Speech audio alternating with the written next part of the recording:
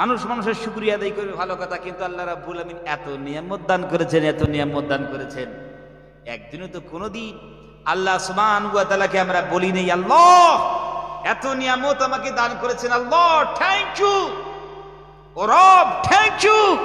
কোনোদিন আমরা আল্লাহ সুবহানাহু ওয়া তাআলাকে বলতে পারিনি, অথচ আল্লাহ সুবহানাহু ওয়া তাআলা এত আমাদেরকে নিয়ামত দান করেছেন। কত নিয়ামত দান করেছেন আমাদেরকে। আমরা আল্লাহ রাব্বুল আমিনের কত নিয়ামত উপভোগ করি, তাহলে কত নিয়ামত উপভোগ করি সেটা জানার জন্য দরকার কলম, ঠিক না? আর কলমের ভিতরে কালি থাকতে হবে, এই কলম দিয়ে লিখবো যে আল্লাহ আমাদেরকে কত নিয়ামত তিনি দান করেছেন। আল্লাহ রাব্বুল আমিন বিশ্ব নবী সাল্লাল্লাহু আলাইহি সাল্লামের দৃষ্টি আকর্ষণ করে তিনি বলেন, নবীজি আপনি সারা বিশ্বের মানুষকে আপনি জানিয়ে দিন, বান্দা বান্দীদেরকে আপনি জানিয়ে দিন আমি রব্বুল আলামিন কত নিয়ামত তাদেরকে দান করেছি। আল্লাহ রাব্বুল আমিন বললেন, নবীজি আপনি বলুন, কুল লাউ কানাল বাহরু মিদাদান লিকালিমাতি রাব্বি লানাফিদাল বাহরু ক্বাবলা আন তানফাদ কালিমাতু রাব্বি। আল্লাহু আকবার।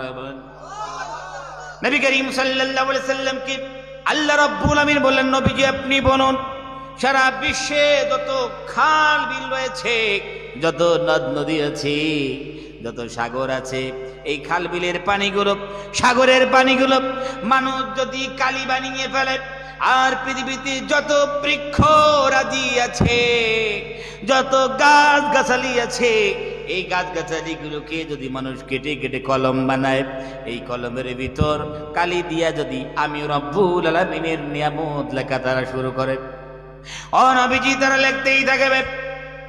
লিখতে লিখতে ভারত মহাসাগরের পানিগুলো শেষ হয়ে যাবে, আবার তারা লিখবি, লিখতে লিখতে প্রশান্ত মহাসাগরের পানিগুলো শেষ হয়ে যাবে, আবার তারা লিখবে, লিখতে লিখতে আটলান্টিক মহাসাগরের পানিগুলো শেষ হয়ে যাবে, আবার তারা লিখবে কুমারু মহাসাগরের পানিগুলো শেষ হয়ে যাবে, আবার লিখবে সুমারু মহাসাগরের পানিগুলো শেষ হয়ে যাবে। তারপরেও আমি রব্বুল আলামিনের প্রদত্ত নিয়ামত লেখা শেষ হবে না। জোরে কান আল্লাহু আকবার।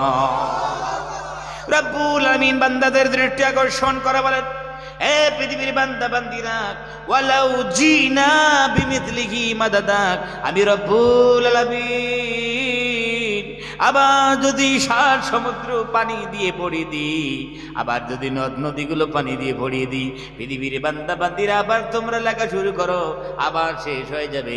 তারপরে আমি আল্লাহ রব্বুল আলামিনের নিয়ামত লেখা শেষ হবে না। সূরা কান সুবহানাল্লাহ। ওয়া তা'উদ্দু নি'মাতাল্লাহি লা তুহসুহা। रब्बुल आलमीन बोलছেন ওয়া ইন তাউদ্দু, अगर तुम शुमार करना चाहो, যদি তোমরা গণনা করতে চাও, अगर तुम काउंट करना चाहो, अगर तुम गिनना चाहो, इन ताउद्दू निअमताल्लाह ला तुहसुहा, জীবনে গণনা করে শেষ করতে পারবে না, জীবনে গণনা করে শেষ করতে পারবে না। ना तुम गिन सकते, ना शुमार कर सकते, ना काउंट कर सकते। मैं इतनी नियामत तुमको अता की है। এত নিয়ামত আল্লাহ আমাদেরকে দান করেছেন, আমরা সেই আল্লাহ রাব্বুল আমিনের শুকরিয়া আদায় করতে চাই না। আল্লাহ রাব্বুল আমিন খুব রাগ করেছেন আমাদের উপর, অভিমান করেছেন। আমার নিয়ামত খাও আর আমার দাসত্ব করো না, আমার বান্দিগি করো না। আল্লাহ রাব্বুল আমিন রাগ করে আমাদের ধমক দিচ্ছেন। আমার জমিনের উপরে থাকবে, আমার দাসত্ব তোমাকে ভালো লাগে না, আমার আসমানের নিচে তোমরা থাকবে, আমার গোলামি তোমাদের ভালো লাগে না, আমার হাওয়া বাতাস উপভোগ করবে, আমার বান্দিগি তোমাদের ভালো লাগে না, আমার নামাজ তোমাকে ভালো লাগে না, আমার রোজা তোমাদেরকে ভালো লাগে না, আমার যাকাত তোমাদেরকে ভালো লাগে না, আমার হজ তোমাদেরকে ভালো লাগে না, আমার নবীর সুন্নাত তোমাদের পছন্দ হয় না, অথচ এত নিয়ামত তোমরা উপভোগ করো, আমার এত নিয়ামত তোমরা খাও, তারপরও ভালো লাগে না। রব্বুল আমিন তিনি ধমক দিচ্ছেন, ইয়া মা'শারাল জিন্নি ওয়াল ইনসি ইন ইসতাতা'তুম আন তানফুযু মিন আকতারিস সামাওয়াতি ওয়াল আরদ ফানফুযু লা তানফুযুনা ইল্লা বিসুলতান। আল্লাহু আকবার।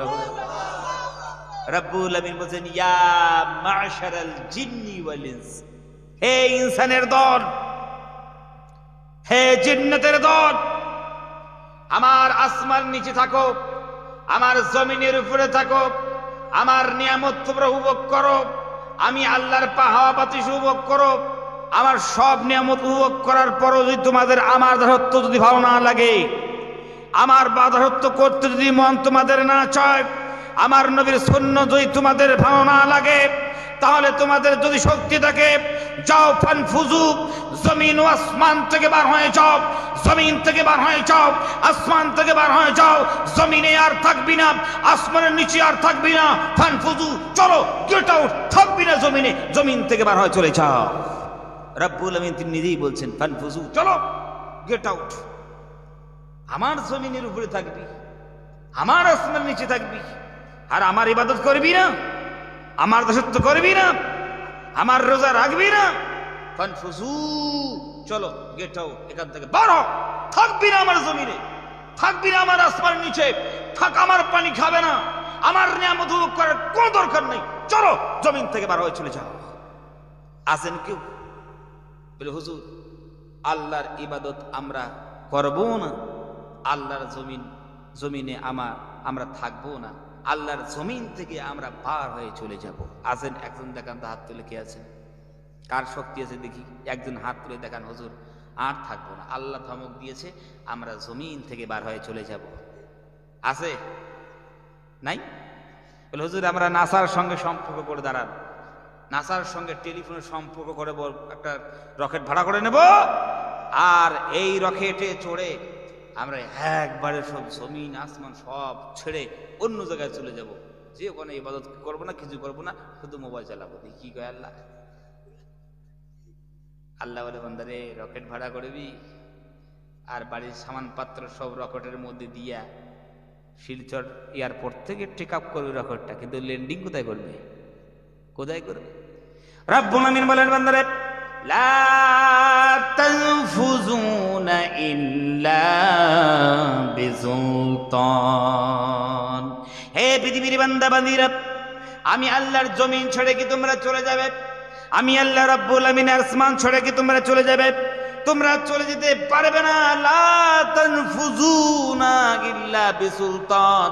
জমিন থেকে যদি বার হয়ে চলে যাও, আসমান থেকে যদি বার হয়ে চলে যাও, কিন্তু যেই জায়গায় তোমরা চলে যাবে, জমিন বাদ দিয়া, আসমান বাদ দিয়া, যেই জায়গায় তোমরা অবস্থান করবে, সেই জায়গায় আমি রব্বুল আলামিনের রাজত্ব। জোরে কোন সুবহানাল্লাহ।